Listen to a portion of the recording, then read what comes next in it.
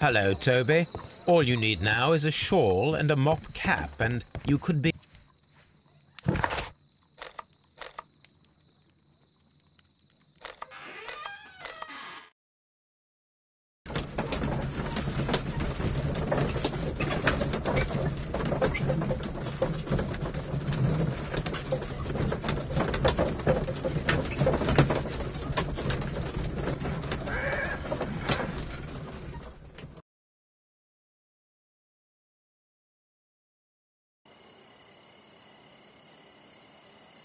Holmes, poor little Wiggins needs our help.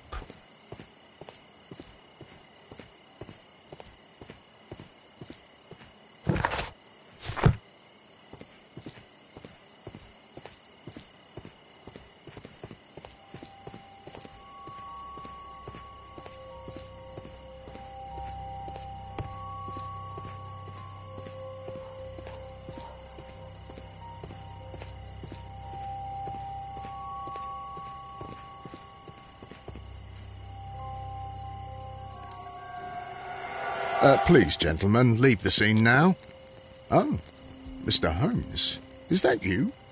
Good evening, Constable... Constable Marrow. I was here with Inspector Aberline during the Ripper case, Mr. Holmes, back in '88. But then this is nothing like that case. With this one, we've got the murderer, the weapon, and the statements, which speak for themselves. Of course, Marrow. But you know that appearances can sometimes be deceiving. Who were the victims? The two men here, both shot. The stab fellow was Brian Vercotti, a well-known ruffian.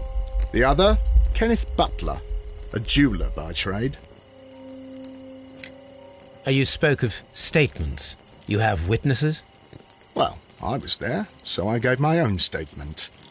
And then there were two other witnesses who said they saw the killer Chapman. Mr. Turner, a gentleman who lives in that flat over there. And Polly Powell, a flower seller, who was over at the far side of the street.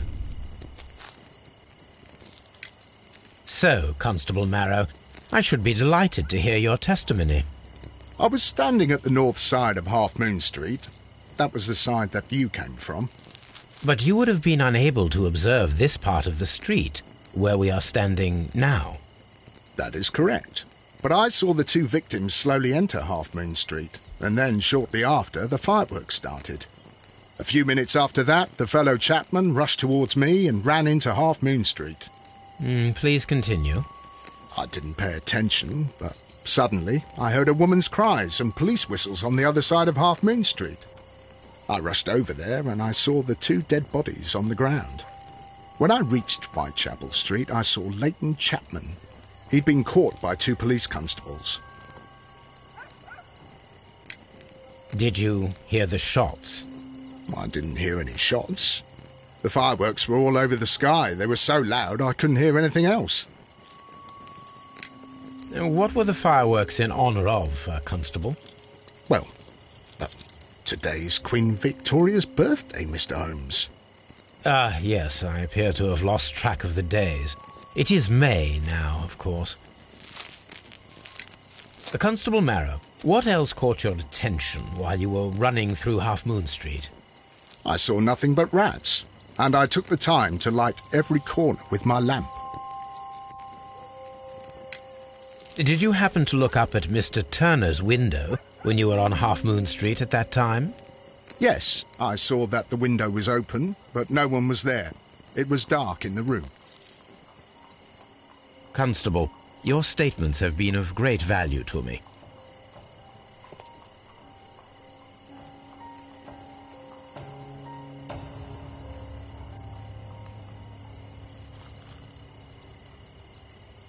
A tattoo from Westgate Prison. Vercotti must have done some time there. He tried to stop the bleeding with his hand. Death was not instant. The bullet penetrated his stomach, a dreadful wound.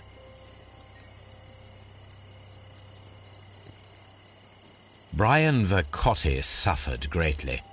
What a terrible way to die.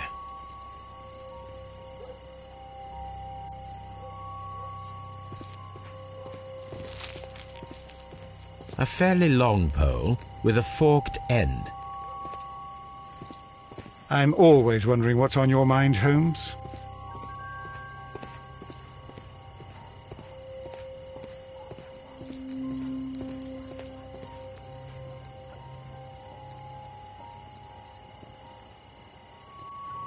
The bullet struck his head. This man didn't stand a chance.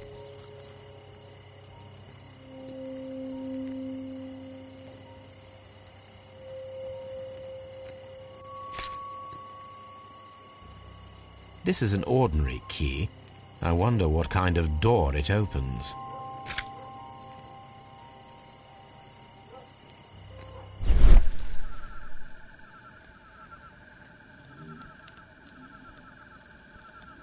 A piece of wood that has stuck between the cobblestones.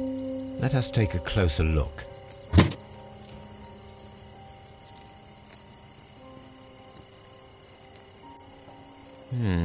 This shard of wood is quite new.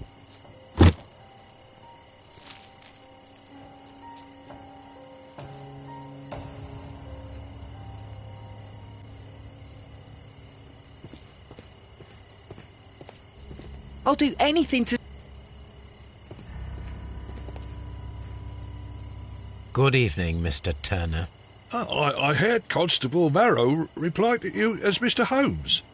Are you that detective gentleman? I've heard of you. And, well, I know things about this evening. Excellent. Might we hear your story?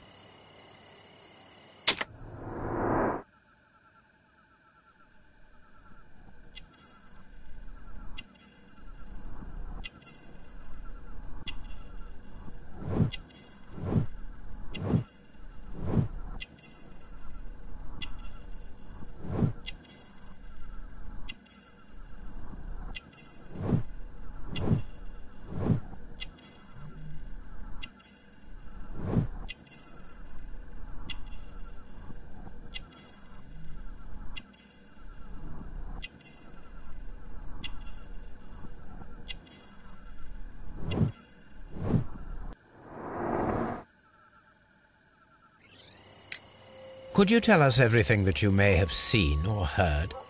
I was already in bed when the fireworks started. A few moments after, I clearly heard 2 gunshots from outside. Please continue. I quickly got up and I grabbed the lamp from my nightstand and I rushed towards the window. I looked down and I saw 2 bodies. And there was a man with a gun who was standing nearby. Where exactly? Well, near this body. Did he notice you? I don't think so. He rushed towards Whitechapel Street without looking around. Mr. Turner, did you see anyone else in the street? No, I saw no one but that man, the murderer, the fellow they caught. Were the 2 shots you heard consecutive? Yes, there was a very short pause between them, and they sounded different somehow. It seemed to me that the second shot was louder than the first. That is an interesting comment. Mr. Turner, what were your actions after you stepped up to the window? I was afraid that the man with a gun might return, so I stayed close to the window till I saw the policeman coming in the Half Moon from Whitechapel. Then I walked out to tell them everything I saw.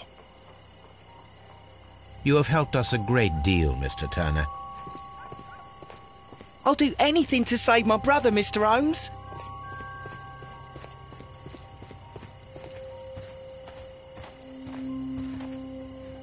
Mrs. Howell? What do you want? My name is Sherlock Holmes. I'm assisting the police with their investigation of the crime that took place this evening. Well, I've already gave my testimony, but very well. Could you tell us everything that you may have seen or heard? Yes. I was selling my flowers as usual, and then the fireworks began, in honour of Queen Victoria. I enjoyed those. But then, all of a sudden, a young lad ran out of Half Moon Street and stopped just by me. He had a gun in his hand. He was like a ghost and all covered in blood. It was dark, but I could see him because of the flashes from the fireworks. And then? I screamed as loud as I could. I knew that a policeman should be on duty in the vicinity. He had no time to escape. 2 constables got him. Then another constable came out from the very same street, and I heard him talking of a horrible murder. Mrs. Powell, did you hear the gunshots? I'm not sure. You know, what with the fireworks? Did you see anyone else leaving Half Moon Street, prior to or at the time of the crime? No, sir, I did not. Even with all the fireworks, I was very attentive, as I'm always on the lookout for customers. My thanks to you, Mrs. Powell.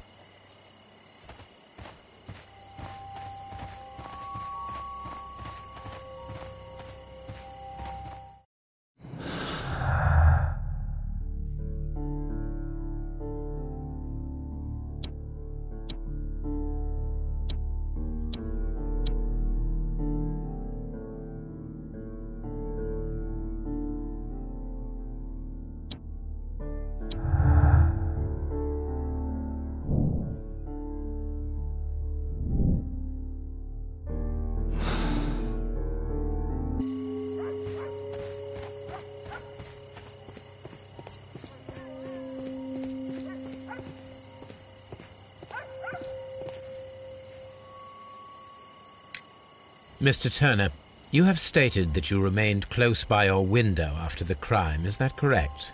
Oh, yes, Mr. Holmes.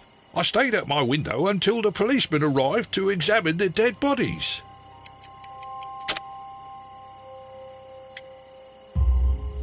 That is very interesting, Mr. Turner.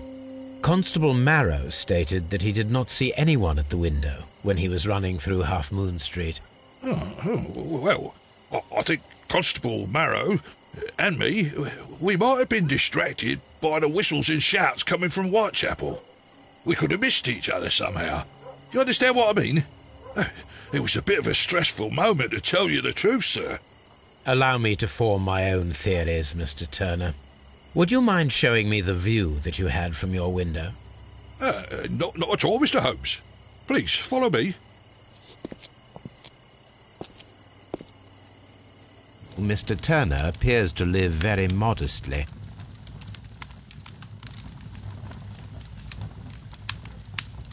This fire is dying out. It was last tended to over an hour ago.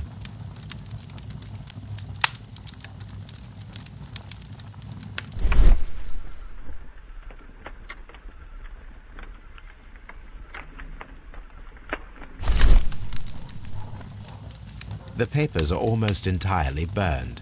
I am unable to see what's written here. These words are illegible. The papers were thrown into the fire just a short while ago.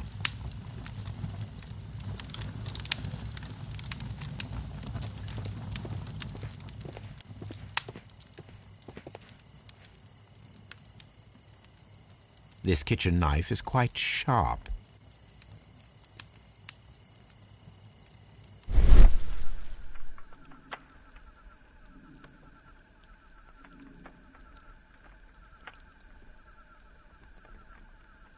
There are pieces of shredded paper scattered over the table. This kitchen knife was used to cut the paper.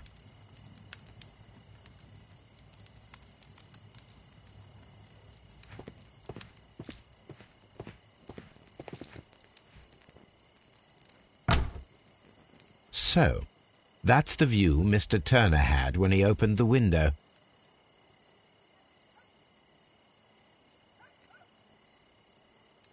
The dead body of Kenneth Butler.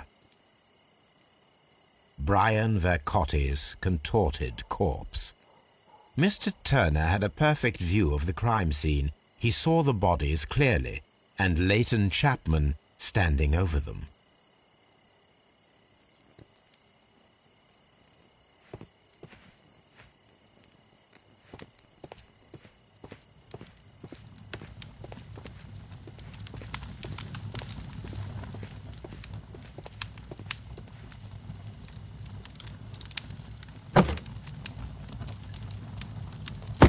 A perfect match.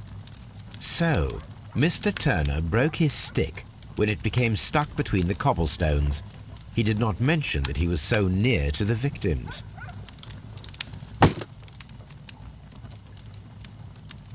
The books on this shelf are in a mess. It looks as though Mr. Turner was trying to find something in a hurry here a short while ago.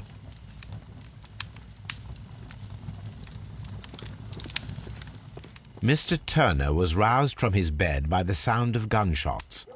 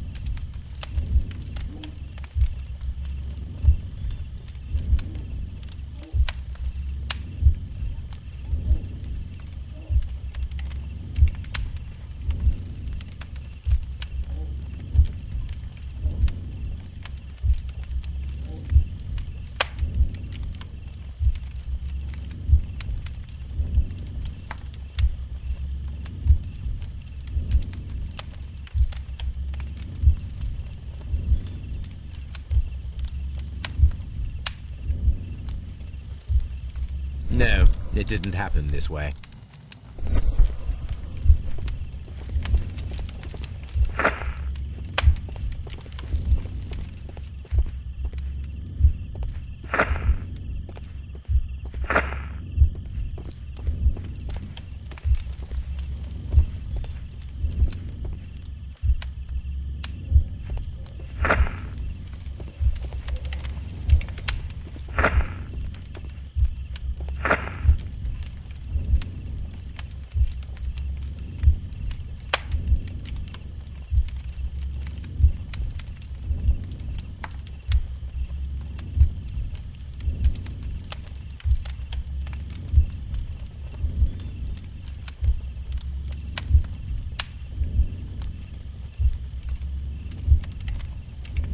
No, it didn't happen this way.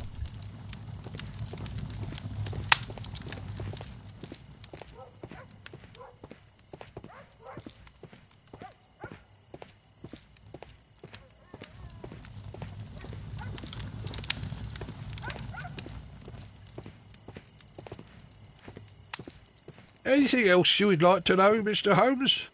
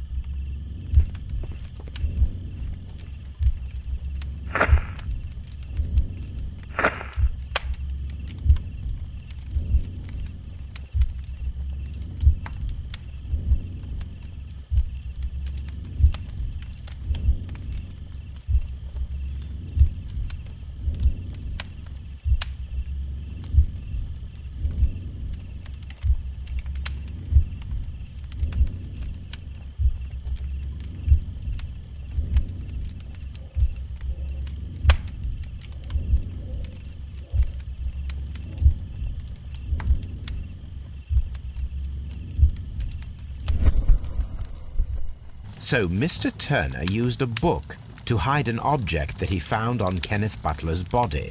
The question is, what did he find?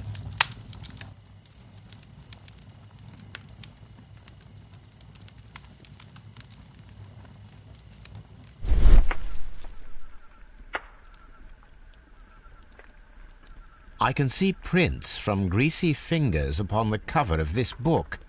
Let us take a closer look. Well now, what a find! A precious jewel, concealed inside a book.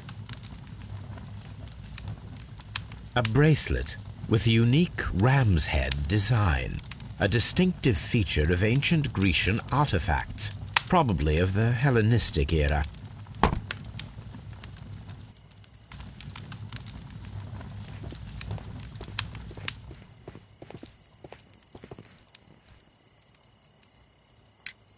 Mr. Turner, how would it be possible for a man of advanced years, such as yourself, to rush from his bed to the window in a matter of seconds, as you have stated? Well, I'm able to move very quickly, despite my age, and when the situation requires it, Mr. Holmes.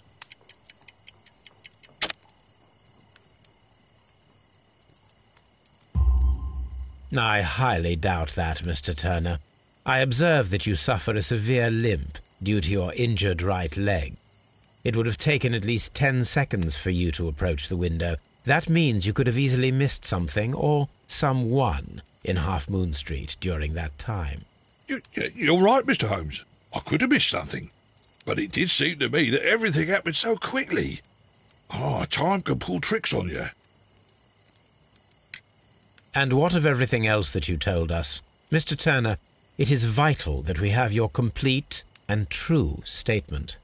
Mr. Holmes, I do assure you that the other things I said were most sincere.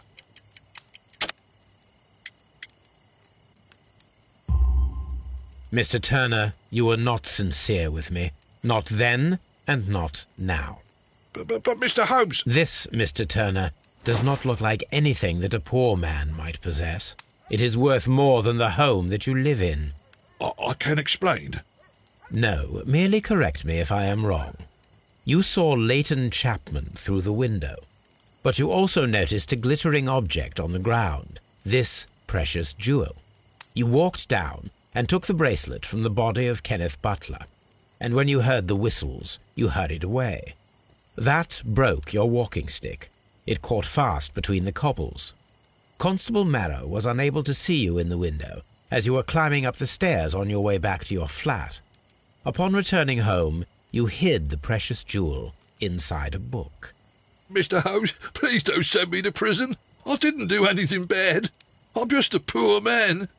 When I chanced upon the bracelet, I saw it as an opportunity to make a little money. I was desperate. I only took the bracelet, that's all, I swear. You made a mistake by lying to me. But you are not a criminal. I believe that. Although I must return this bracelet to its rightful owner. That's why it's better to stay at home at night.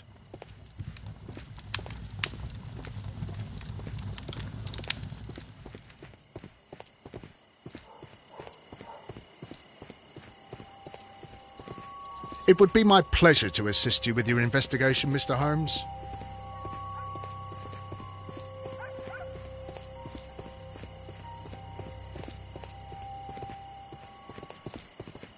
Locked.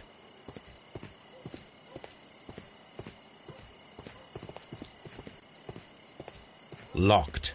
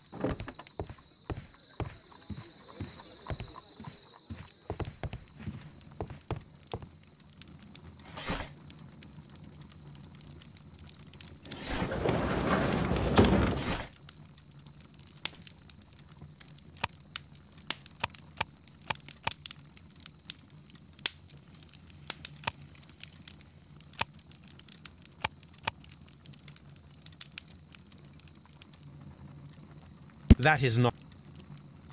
That is... That...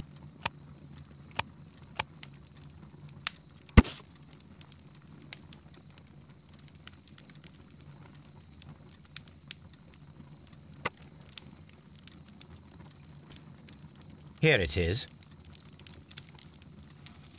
I need to continue my research in my archives.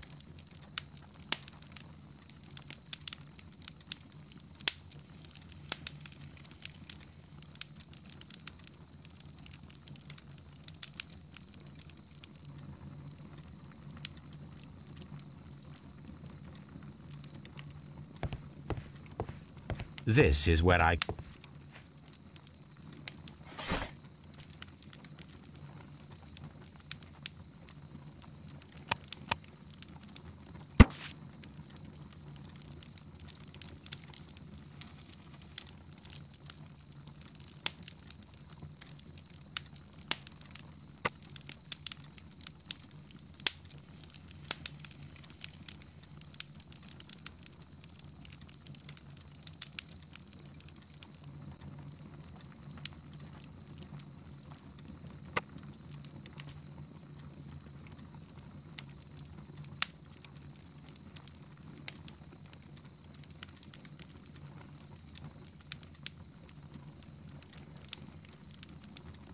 Here it is.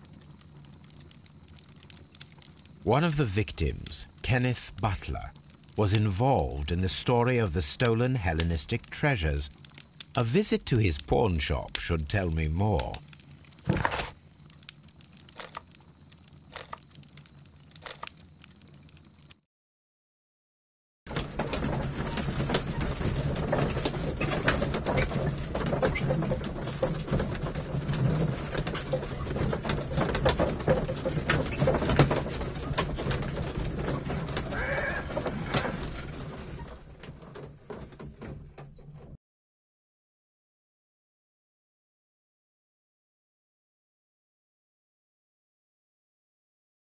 Mr. Holmes, whatever brings you here so late at night? I'm interested in the case of young Leighton Chapman. He was arrested earlier this evening and accused of a double murder. I beg your pardon? That case is quite clear to the police. Or are there any new facts that we don't know about? Who knows, Inspector? Look, you are free to investigate, of course, Mr. Holmes. Chapman was arrested with a revolver in his possession, which you can find in the evidence room. The suspect himself is in custody. Did you find anything else on his person? A few personal belongings. Nothing particular, Mr. Holmes. Thank you, Lestrade.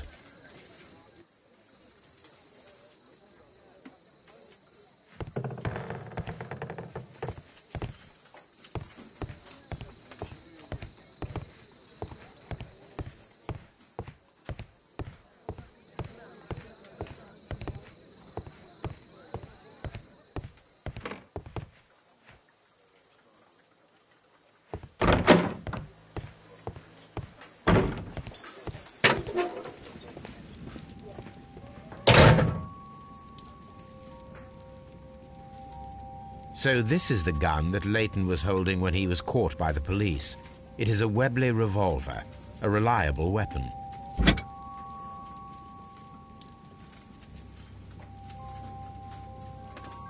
It seems as though the shells were not removed from the cylinder.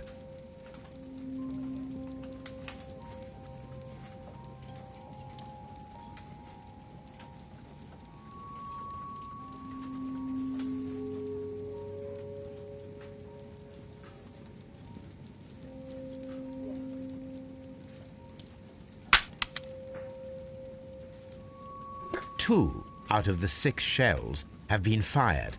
There were 2 shots. These cigarettes are filled with a cheap watch bought with it.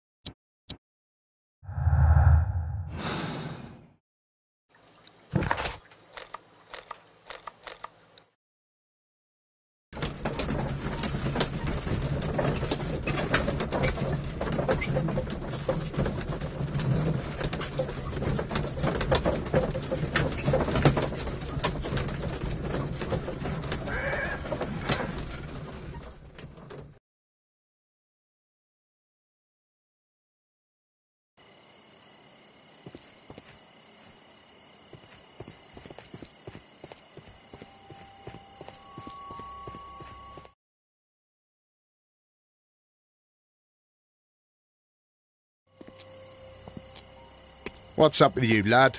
What are you waiting for? I'm waiting for my brother to be released. Your brother?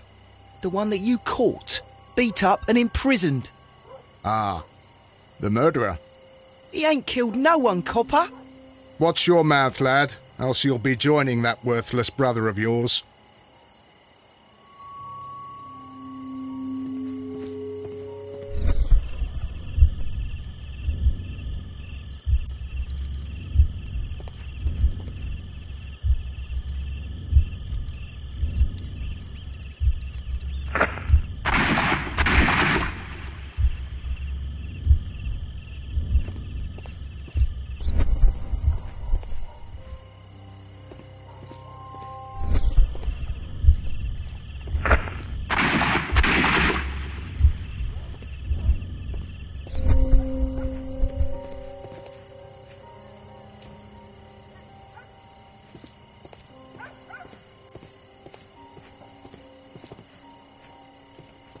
I am unable to see any higher. I need to find something to lift my lamp.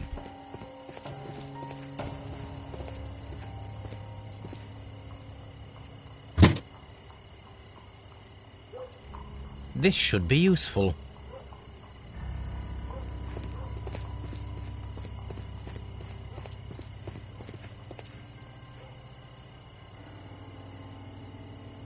Nothing interesting here.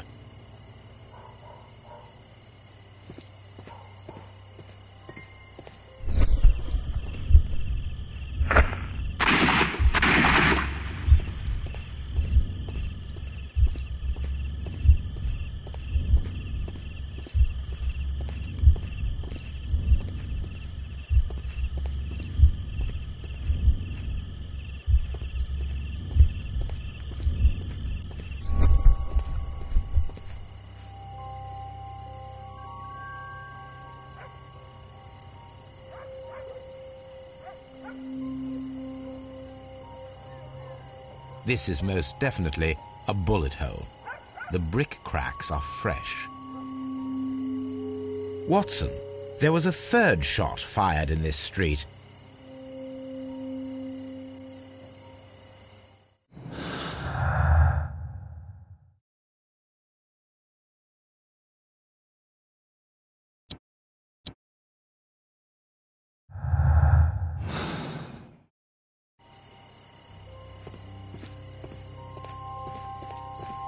It would be my pleasure to assist you with your investigation, Mr. Holmes. Mr. O.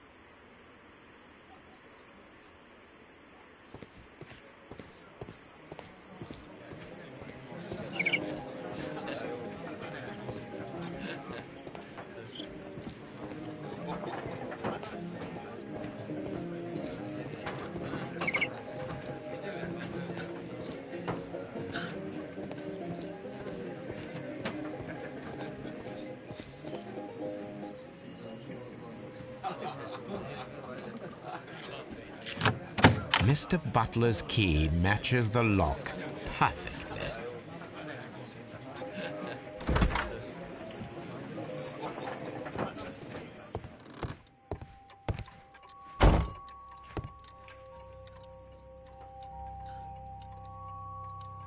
Crampons and a sharp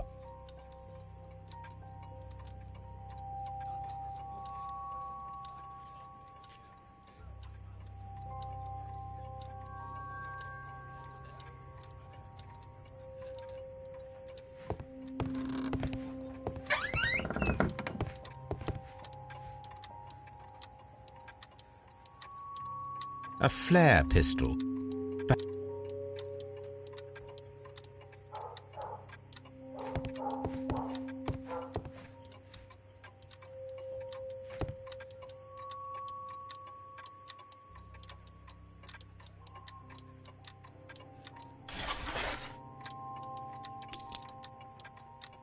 The ram's heads.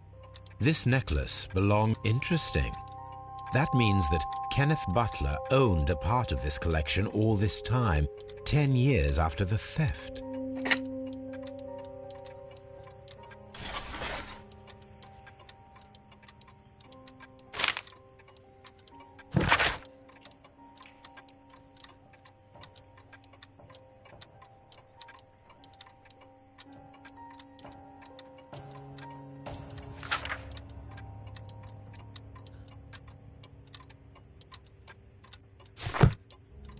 It looks as though Mr. Butler...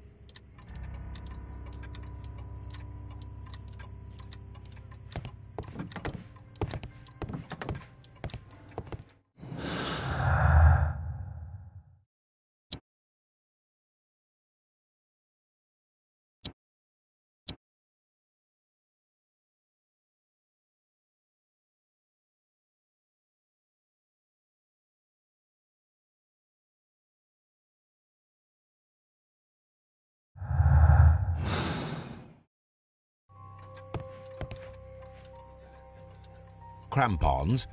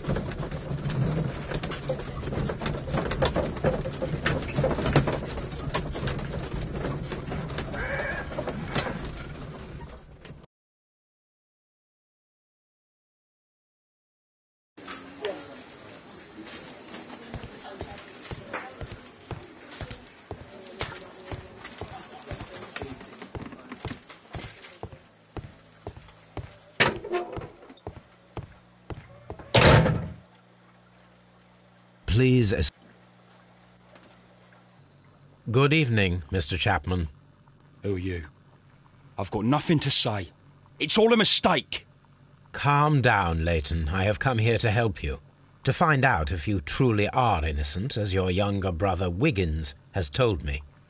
My brother? You know him? Then that means you're... Sherlock Holmes.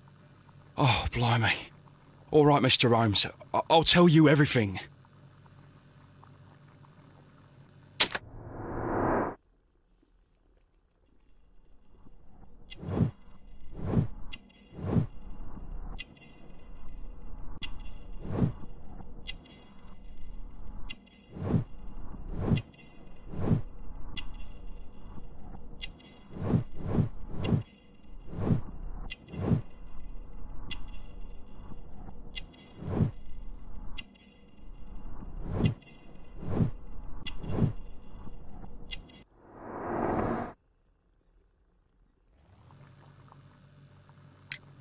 Good.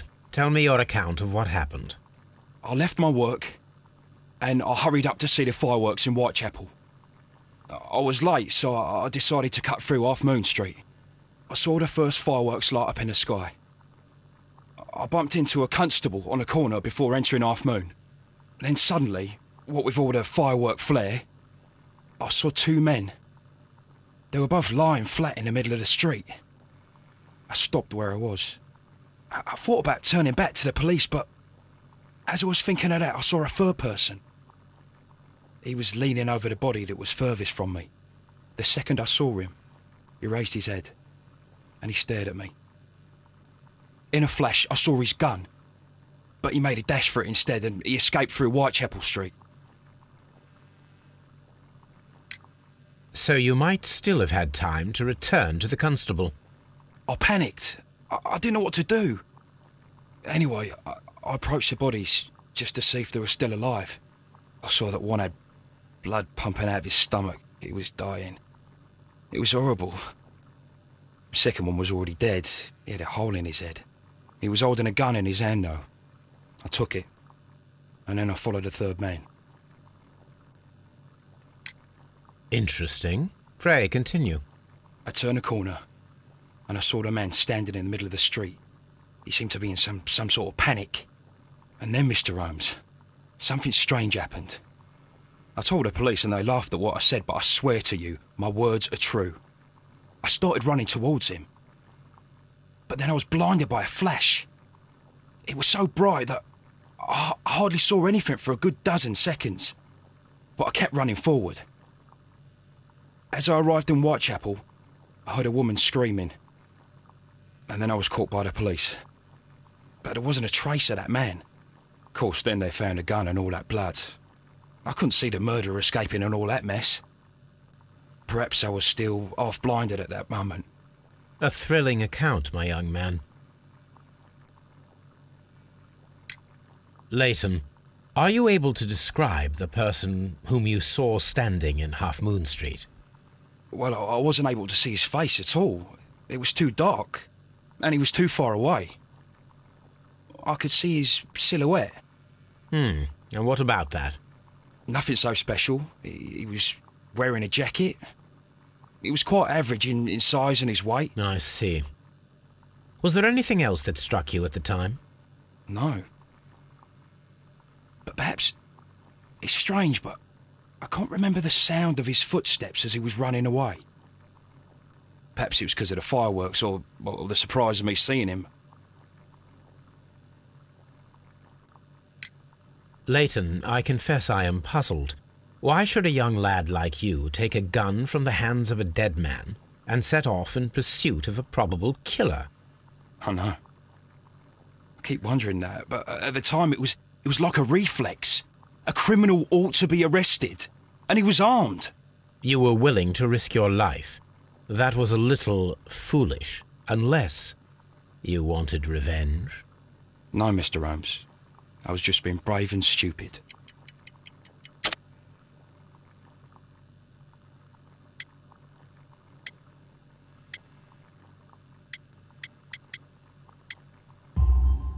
I'm sure that you were, but I believe that you may have recognized one of the victims, Brian Vercotti. You knew that gentleman well, did you not? However could you know that? You have a typical tattoo of the Westgate Brotherhood upon your hand. I observed exactly the same mark upon Mr. Vercotti. You came to know him from your sharing a past prison sentence. Am I correct, Mr. Chapman? Oh, God. You're right, Mr. Holmes. Would you tell me a little about Brian Vercotti? We were convicted for a robbery. Once in prison, both of us joined one of these fraternities. During that year, we tried to help each other out, you know? You were quite young then, I believe. Yes, Mr. Holmes, we were. We'd only stolen a pound of meat. After we were released, and when I saw what my little brother had become, I decided to work towards living an honest life. And Vercotti? He had a hard time. His sister had died in a Whitechapel dispensary while he was in prison. He had no family anymore. Our paths split. He fell back into crime. So you lost him? Yes. And for around 2 years, I heard no news of him at all. We shall see you soon, young man.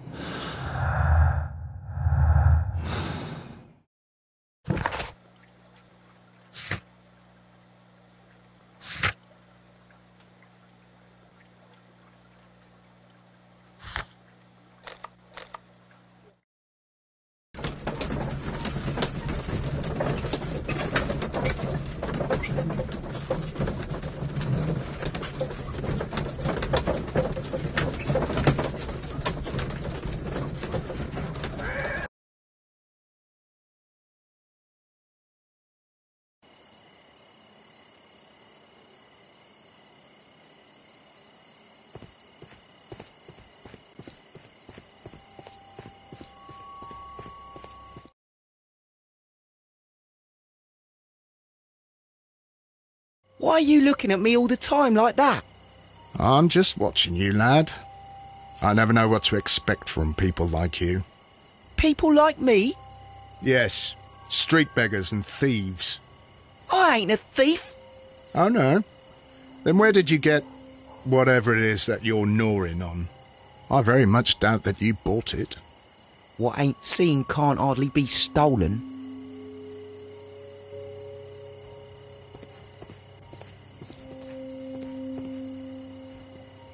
Constable Marrow, I would value your assistance in this investigation. It would be my pleasure, Mr. Holmes. I would like to make sure that there are no places in Half Moon Street where a man could hide while you were running through it with your lamp. All right, Mr. Holmes, what should I do? Take your lamp and start walking, just as you did before, and try to find me. Understood.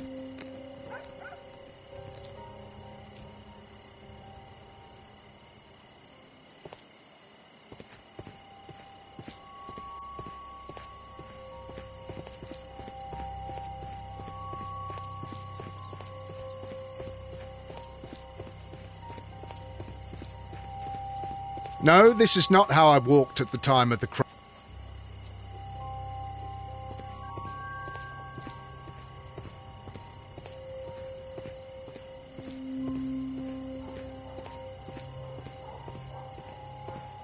I can see you very well. All right, Constable. Let's try again.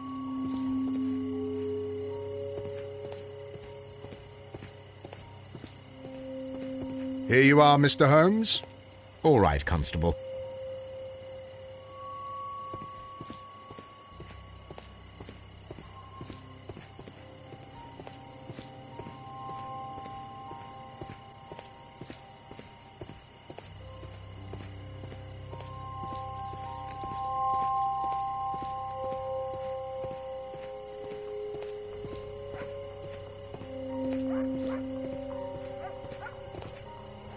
Mr. Holmes, it wasn't difficult to find you at all.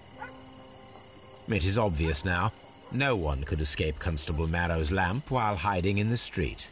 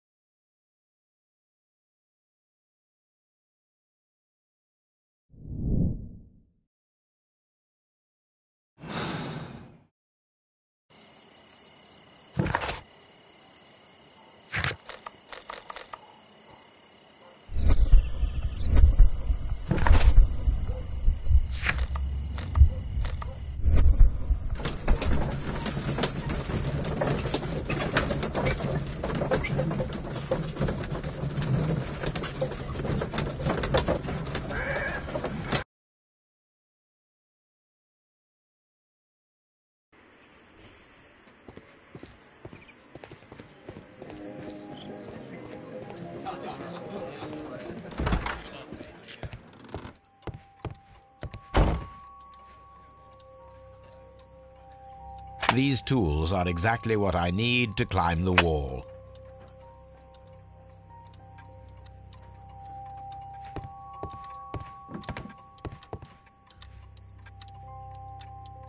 This is exactly what we need in order to imitate the flash of the fireworks.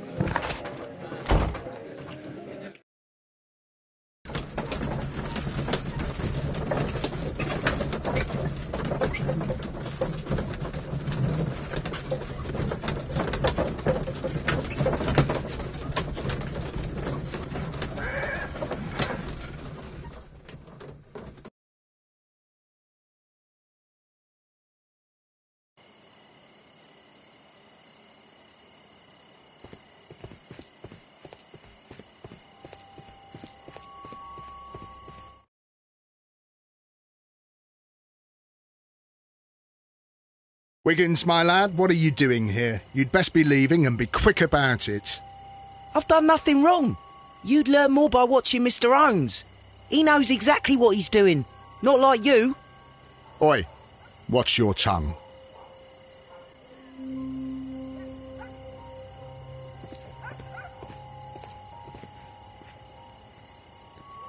Constable Marrow, Watson, I would like to perform another kind of reenactment with your help.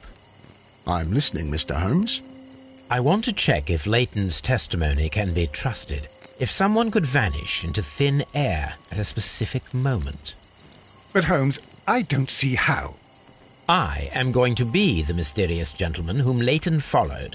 I will stand exactly where he saw him before he was blinded by the flash. Watson, you will be Leighton. When I fire the signal flare, you should start to chase me. I understand, Holmes. You, Constable Marrow, just play your part and do exactly as you did. Just, please, wait 5 seconds after the signal flare. I doubt that Polly Powell would have screamed any earlier. As you say, Mr. Holmes. Let us begin, then. Catch me if you can.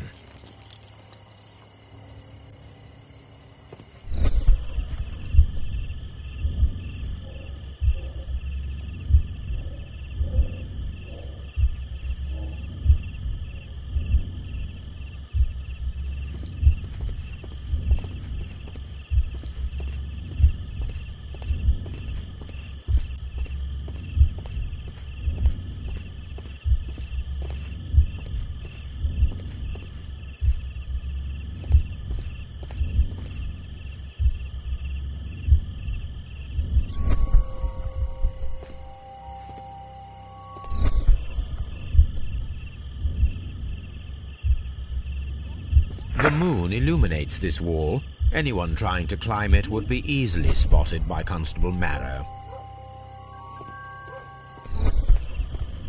This wall is cast in shadow. It would be difficult to see anyone.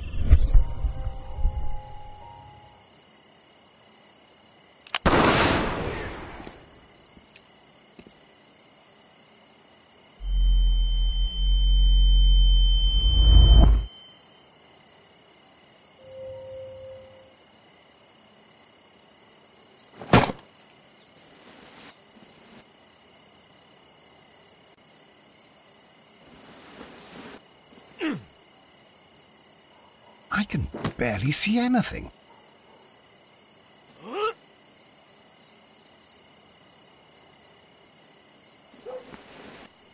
Holmes? Are you there?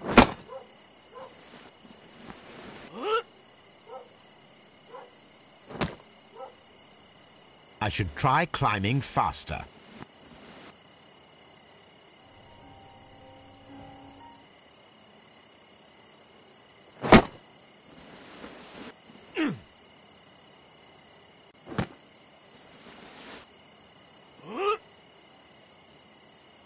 I can barely see anything.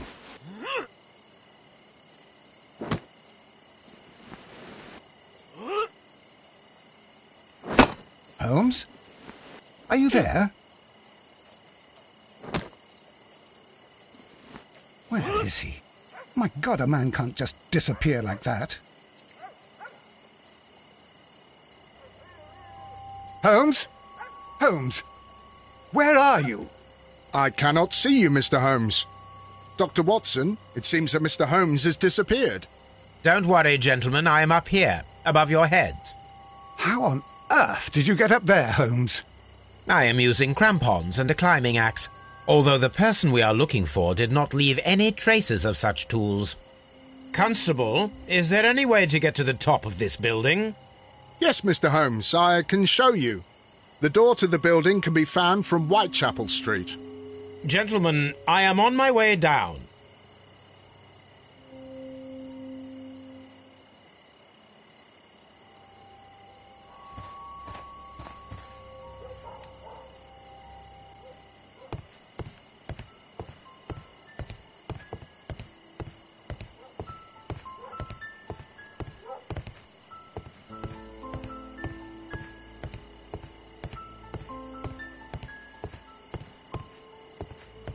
These shards of glass are from the window above.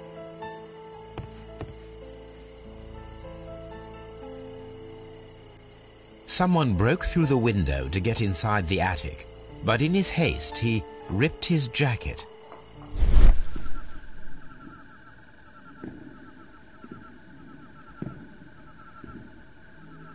A cluster of thick black threads. They're unusually strong. I should examine them under the microscope. We can conclude that the person whom Leighton saw climbed up the wall, broke into the attic window, and escaped through the hatch.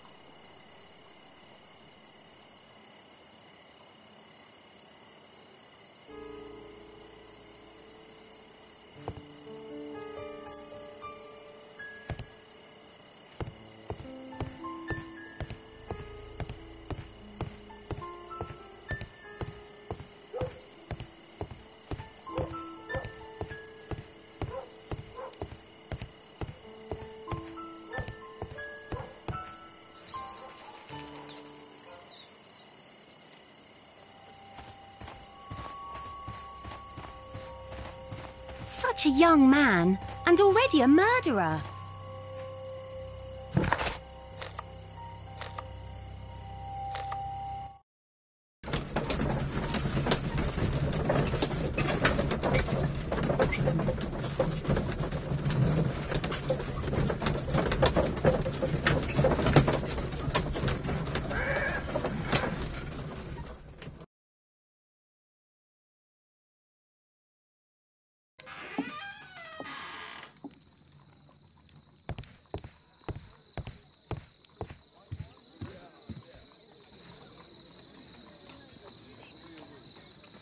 Let us take a closer look.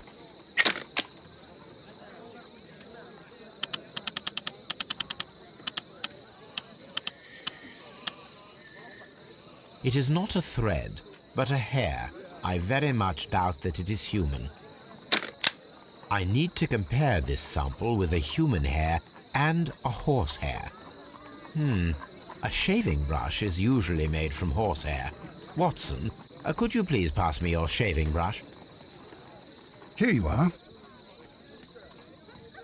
Watson, look, what's outside the window? Well, I don't see anything. Ouch! Holmes! Oh, don't make such a fuss. One little hair.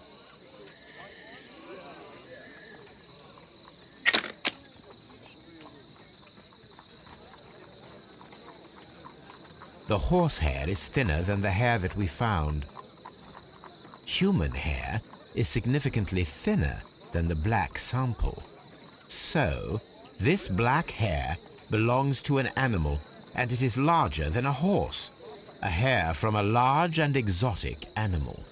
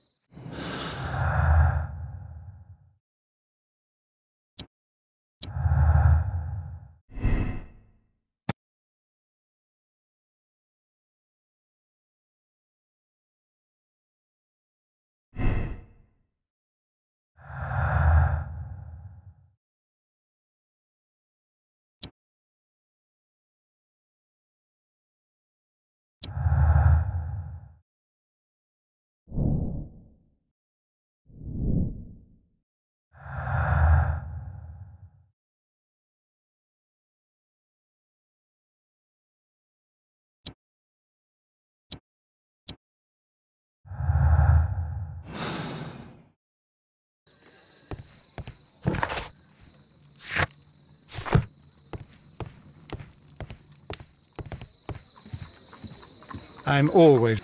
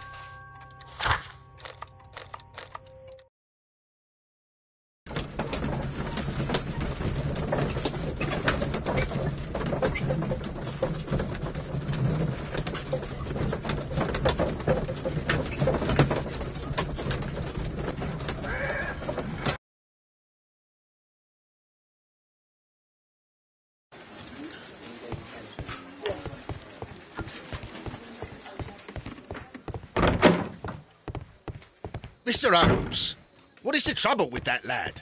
Isn't he...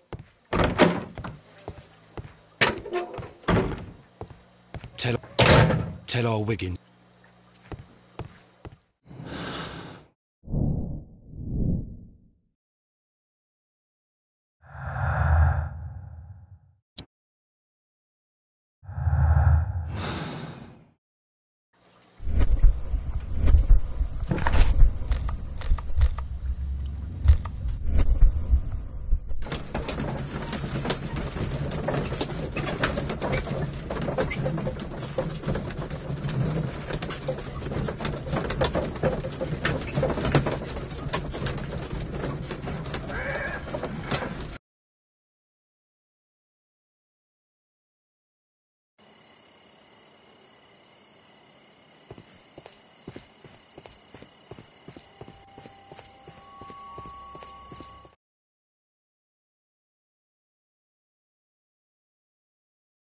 Look here, lad. You'd better go home and start thinking about what a fine pickle your brother's landed himself in. Ha! But he'll be free tonight, 'cause he's innocent. Don't be daft, lad. It's a closed case.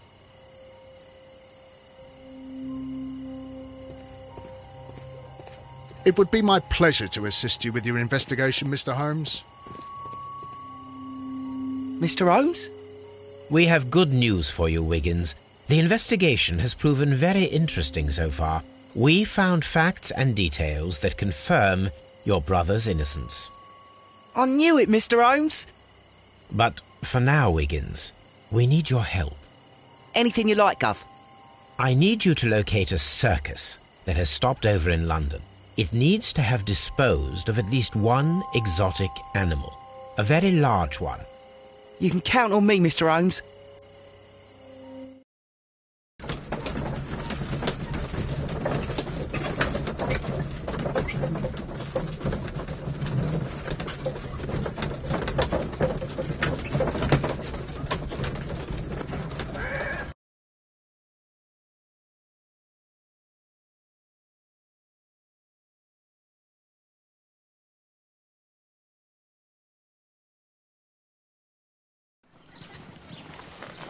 I do hope that those children don't get into trouble, Holmes.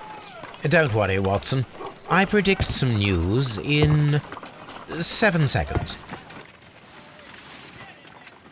Mr. Holmes, we found it. Here it is. And this is a young Indian elephant, the highlight of the show. Duval Brothers, a well-known travelling circus that is currently stopped in London. I believe that is exactly the type of circus we are looking for. I'll pay it a visit.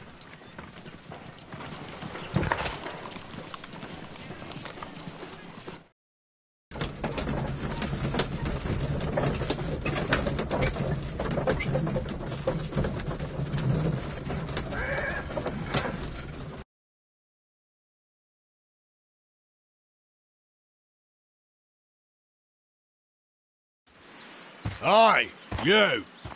Stop right there. Good morning, sir. Pardon me, but why am I not allowed to walk around here? Because it's private. Well, I only wanted to meet the artistes. Hmm? You're wanting to apply for... Nah. You don't look like the type of, artistic lockpicker that we're looking for. You might be surprised. What? Nah. I don't think so. Clear off.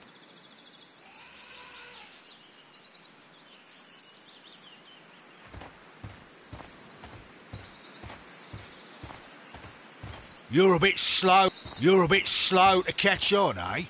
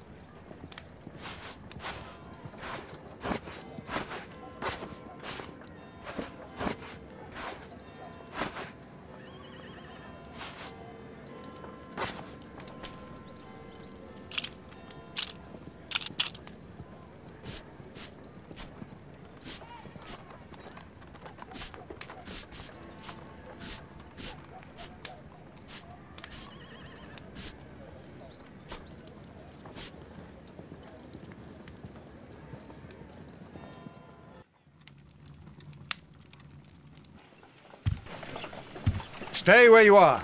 What are you doing here, and where is Sherlock Holmes? Calm down, Watson. Take deep breaths now. It's me. Oh, thank God, Holmes. I can't get used to your disguises. Thank you, Watson. That means I am ready to go.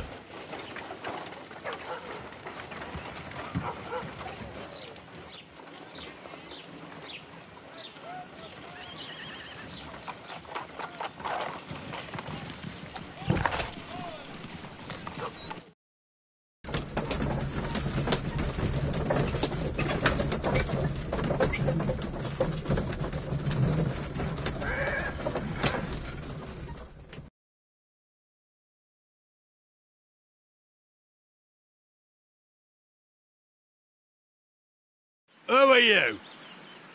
What's your name? My name is Nigel. I'm here to open the locks. Talented, eh? Let's see. Go inside the marquee and show yourself to Charles Foley. And I'd highly advise you not to trick him. Got that? I've got it. Charles Foley is inside the marquee.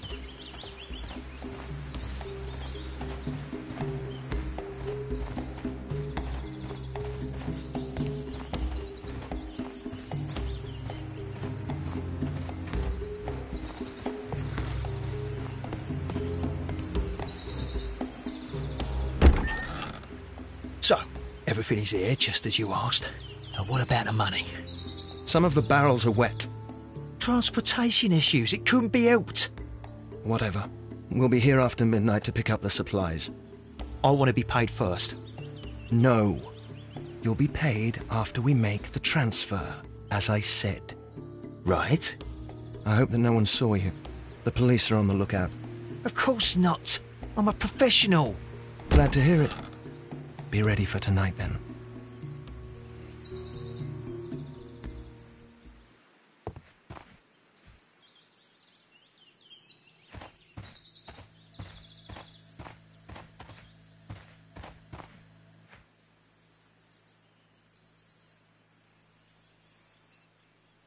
This wooden barrel is damaged.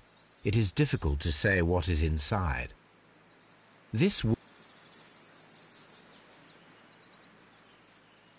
There is a spot on this barrel that was intentionally painted out.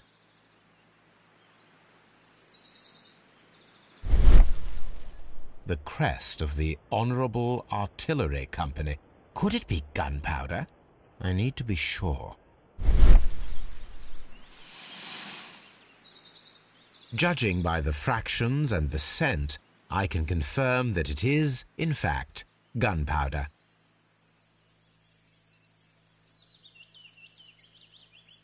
The barrels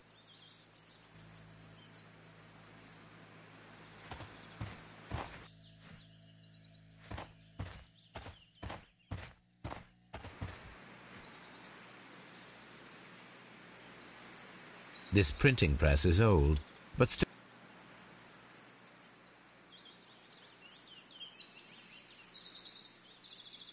That's a picture of a contemporary gentleman wearing a Robin Hood hat.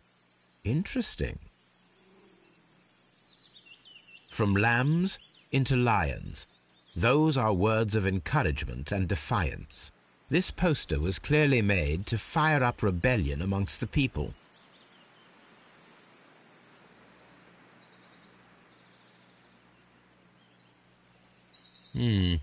There are enough posters to paste across half of London's walls.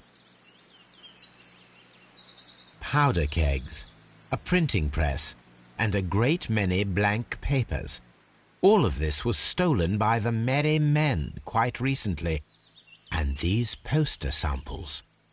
I am quite sure it is not a coincidence. The Merry Men are planning some sort of sabotage. Stop right there. Who are you? Are you Charles Foley? Maybe. They say that I can open any door. Do they now? We'll see that lock near the chains on a table over there. Open that.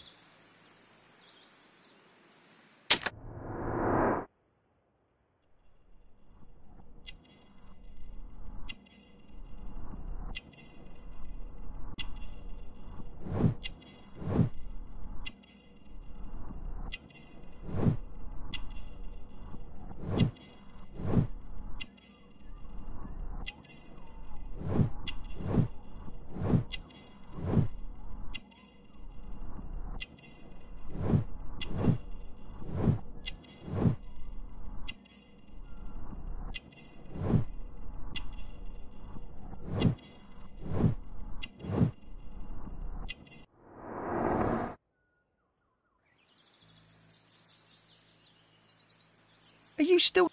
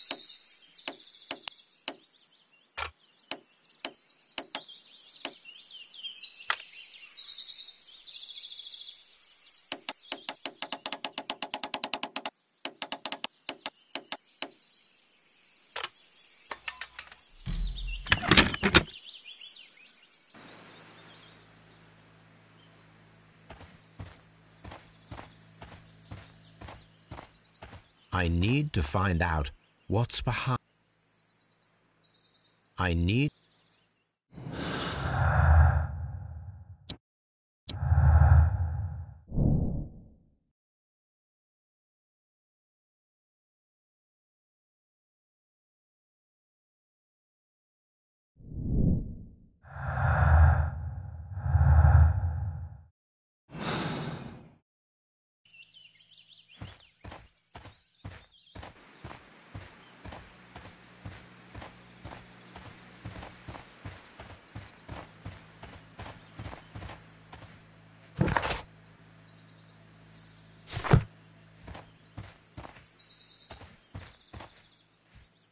Oh.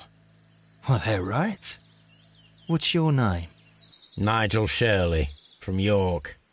Ah, Nigel from York. Never heard anything about you. How'd you hear about me?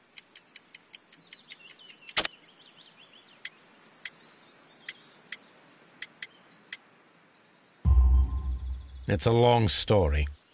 I met your brother, Vincent the Butcher Foley, in prison. He told me all about his betrayal and all about you. Before I was released, he told me that you might find a job for me one day and pay me some money for me craft. Well, he died 7 days ago in prison. I'm sorry to hear that. That's all right. The traitor has paid the blood price for it. And you'll do the job anyway, because I need a talented lockpicker.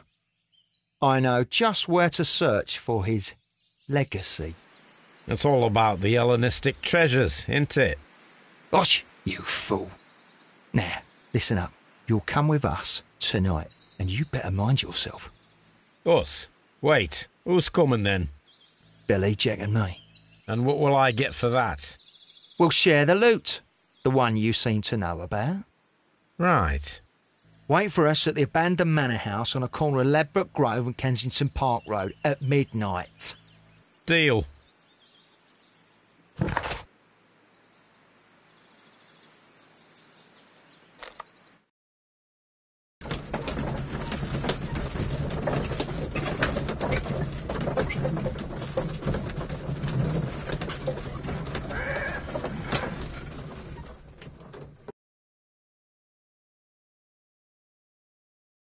Here I am at the manor. Somewhere inside it are the Hellenistic treasures.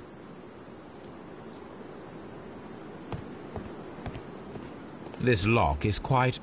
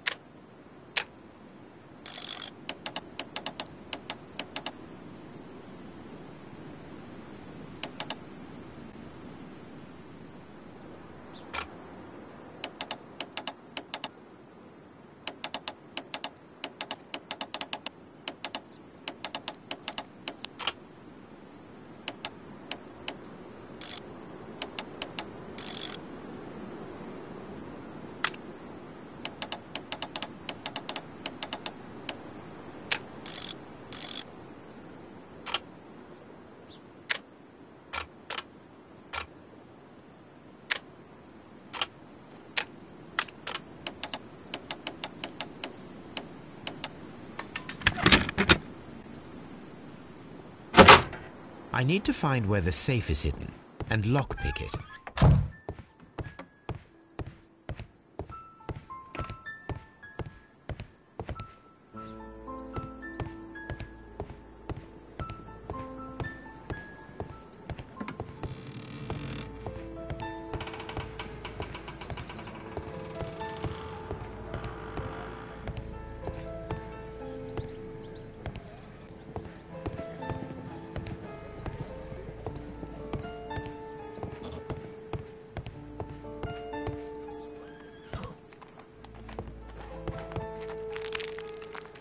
This cupboard is an absolute mess. Several books. It seems as though this cupboard...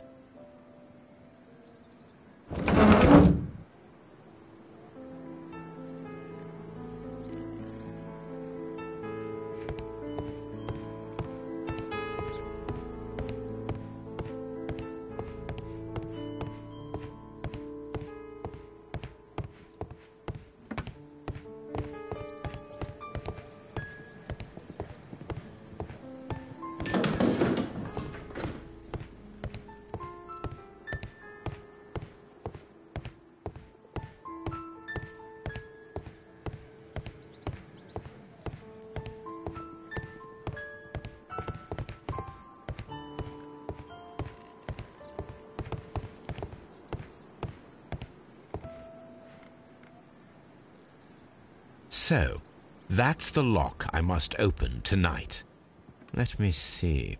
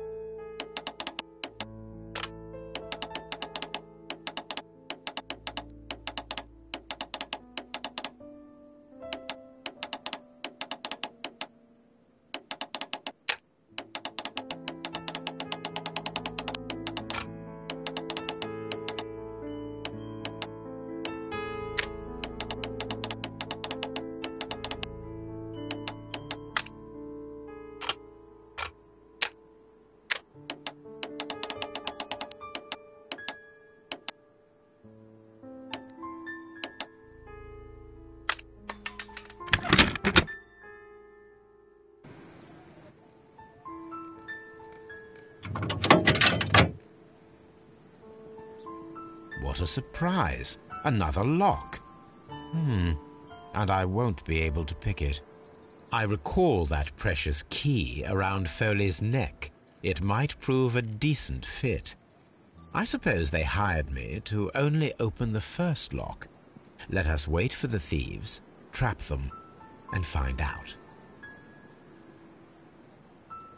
Let us check the thieves' possible escape routes in the event that they are caught off guard by the police from the front door.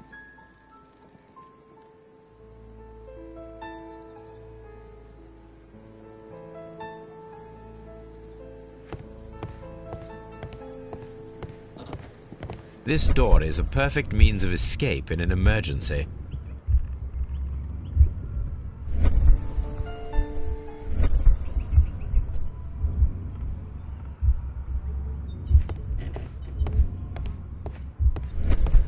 The ground floor window is a perfect way to escape the police.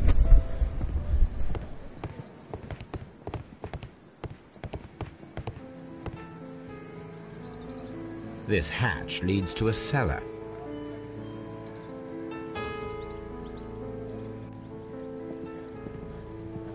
This should be useful.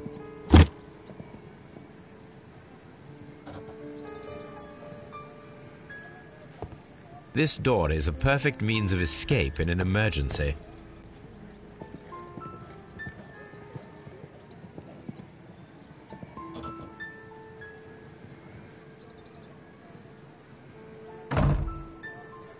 The door is now blocked.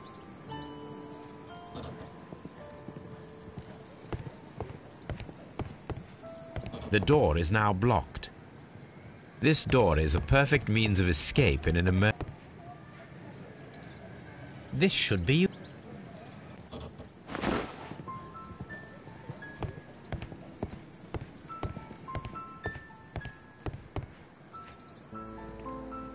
This works very well. No one will...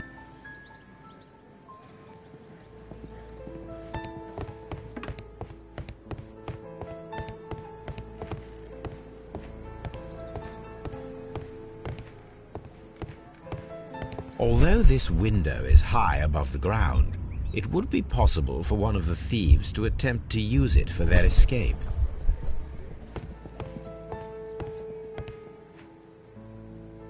This should be useful.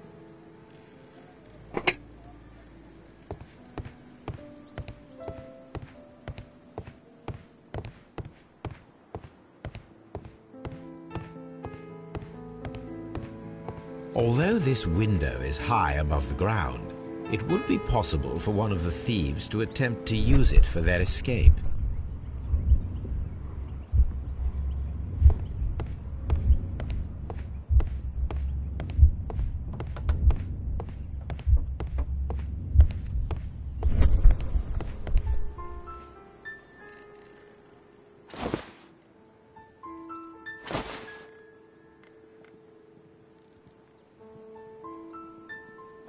If anyone takes the hammer, the rope will uncoil and make the chandelier fall. If he runs through the dining room and takes a sledgehammer to force open the door, the chandelier will knock him down.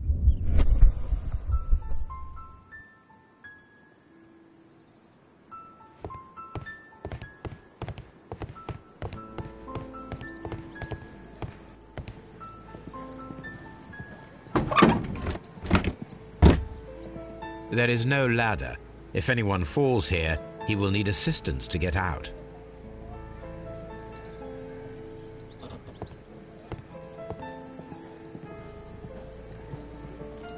This hat.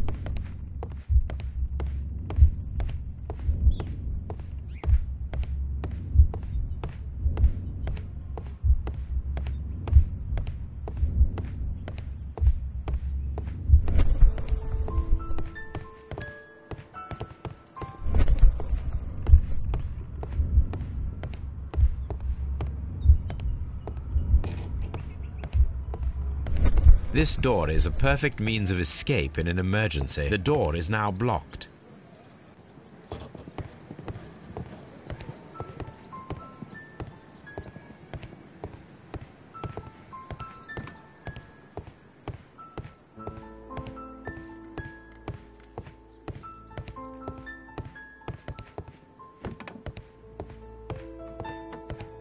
The thieves won't attempt to escape through the front door if the police are right behind it.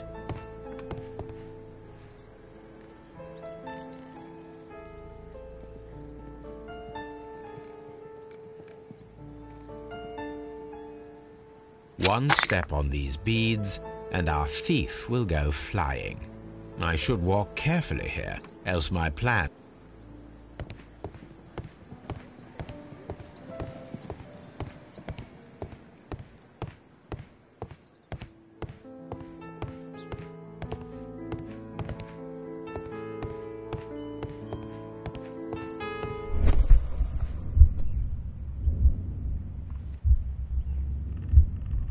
Any thief who finds his way upstairs will roll down very quickly.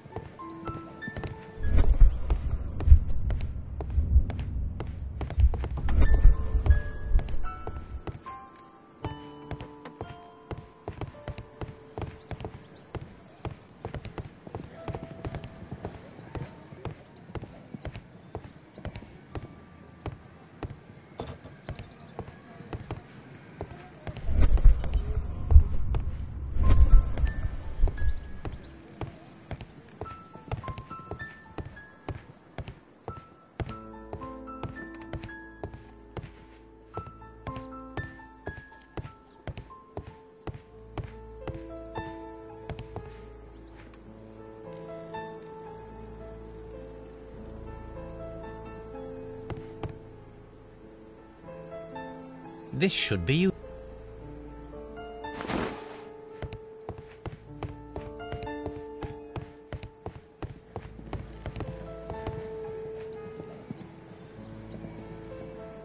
Now, it's not an open hatch, just a nice carpet on the floor. I should walk carefully here.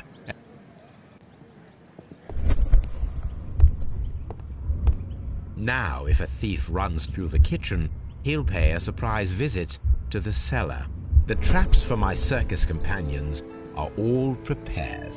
I can leave now, but I'll return later with Charles Foley and his companions.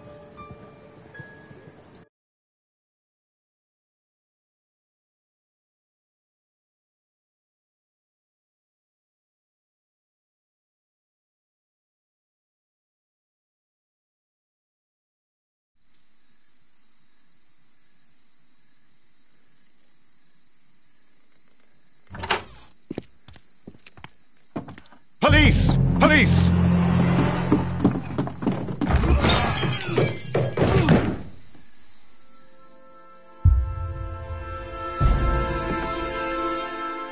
Stop where you are! Where are they? Trapped, Watson, with your assistance. How so? You sounded just like a real bobby, my dear fellow. You startled them into the traps. I did? I assure you, Watson, it was quite an entertaining show. They will not escape the house now. You scum! And this is the pistol used for the murder in Half Moon Street. How do you know about that? Have you closed the case yet, Sherlock? Mycroft, what are you doing here? Did you follow me? Sherlock, it may seem that I used you, but you should be pleased to know that you have served our queen well, in this instance. So now, let us catch the big fish. But this man is not one of the merry men? No. Then why exactly are we here, Sherlock?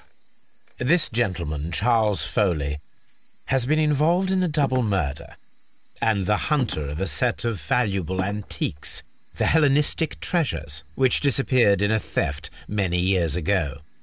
You're no better than the coppers.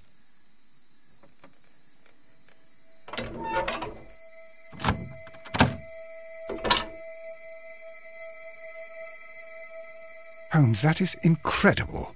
The Hellenistic treasures. Indeed. Nothing but trifles. Where are the merry men? I don't know why you are asking me, Mycroft. They are yours to find. I'll see you soon, dear brother.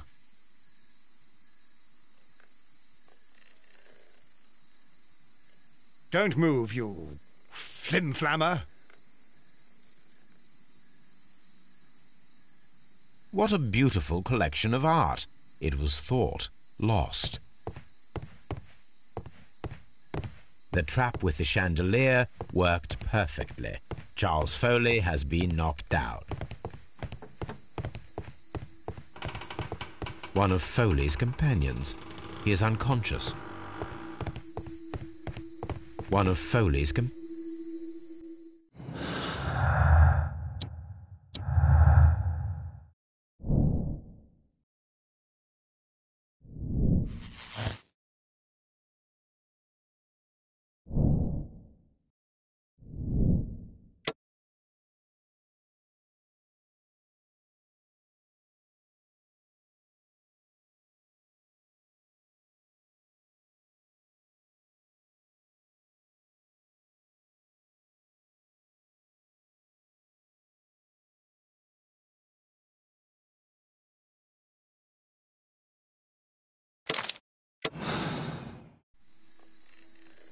Charles Foley, you committed the crime of premeditated murder and of theft. You will be severely punished for your deeds. You are pitiful, you Scotland Yard dog. Save your words for the gallows. I'm sure the journalists will love them. I shall leave now, Watson. Gentlemen, please take our friends here into custody. Where are you going? I have unfinished business. I'll see you at Baker Street.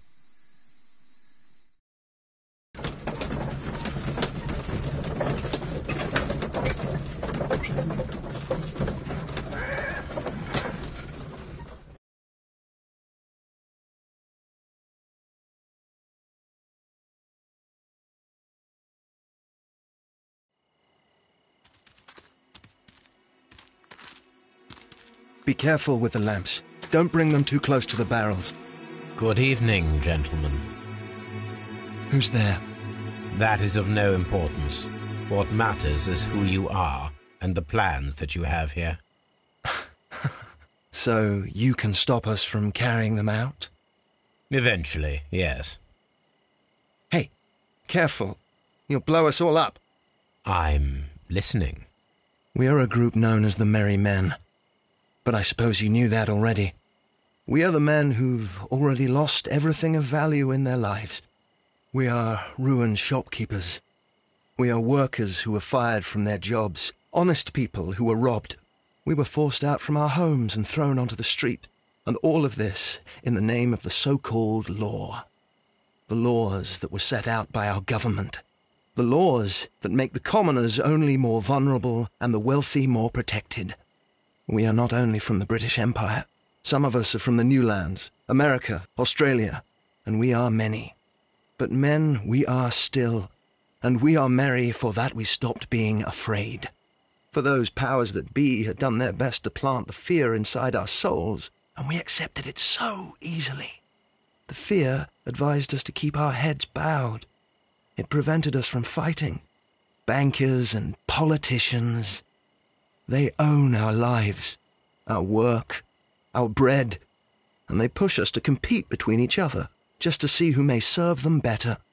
But in the end, they are the few, so they are weak. They are nothing without their titles. We should not fear them. Our so-called masters should fear us instead. The time has come for our group to stand tall. Our great and many merry men. We are going to blow up the London Stock Exchange. No life shall be lost. But ownerships, debts, and property titles? They shall all be destroyed. They're only papers, after all. So many people will be freed over this night. That is a radical step to take. What result do you truly expect? Chaos. But soon people will understand that they are free, and that they don't belong to anyone. They will be able to work for themselves, together, without letting the rulers dictate what to do, and finally justice will arise. What you are intending to do is a crime. It is not justice. How do you see justice, then? Kids go to prison for a loaf of dry bread. And how many lords do you see punished for stealing from their people, sending them to their deaths in mines or overseas to fight for land? Our masters wouldn't hear us. So now it's time to sing the song of the merry men. Will you let us do our duty?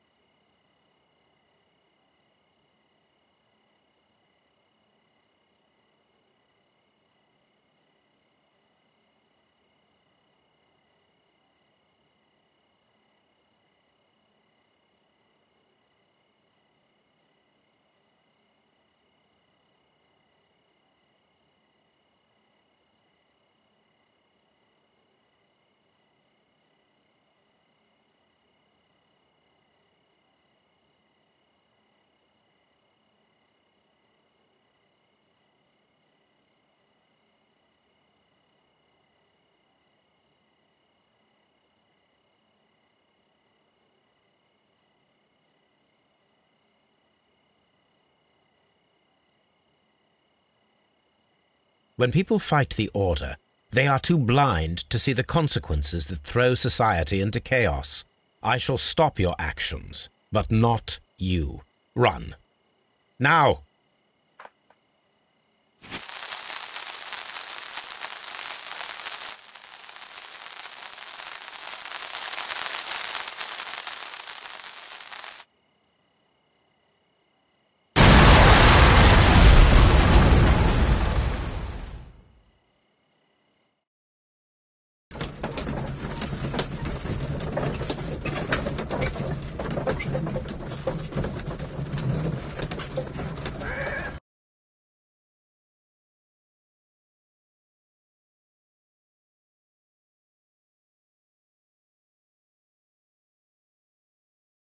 So, you're interested in Russian literature now? Quite, lately. It is an interesting book. I remember a few lines. Really? I tried reading it myself, but I had a hard time understanding it. Yes, Doctor. It's about intelligence. Sherlock, I vaguely recall one of the lines. Sometimes it takes something more than intelligence to act intelligently. There were also a few words along the lines of, pain and suffering are always inevitable for a large intelligence and a deep heart.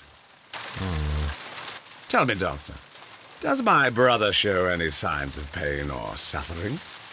Not that I know of. Because you see, Doctor, behind all of his masquerade, my brother does possess a deep heart. So deep that he does not recall where he places his love. Well, I'm sure that... His love and his duty that, in the first place, should be directed towards the Empire. For without it, we would be nothing. A country filled with uncivilized men. And the Empire needs order and discipline. It has no room for chaos. People who commit crimes, or at the very least intend them, deserve punishment, Sherlock. Without justice, there can be no civilization. But we serve the truth, not justice. Your truth, Doctor, that may prove immoral. Allowing people to terrorize London, destabilizing the whole empire. Terrorize only the powers whom you serve, Mycroft.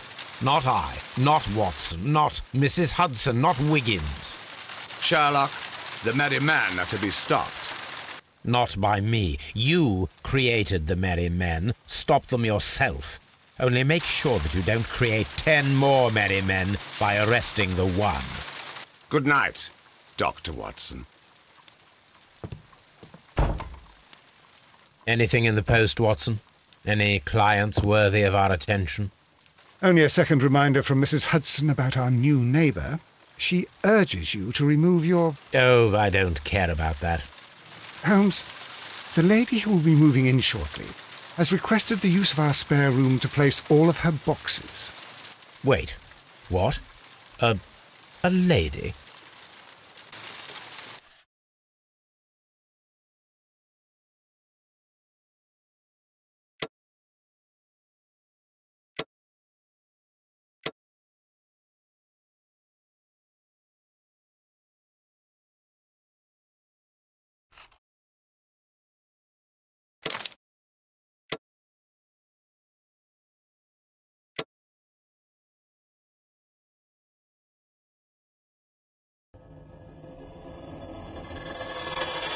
you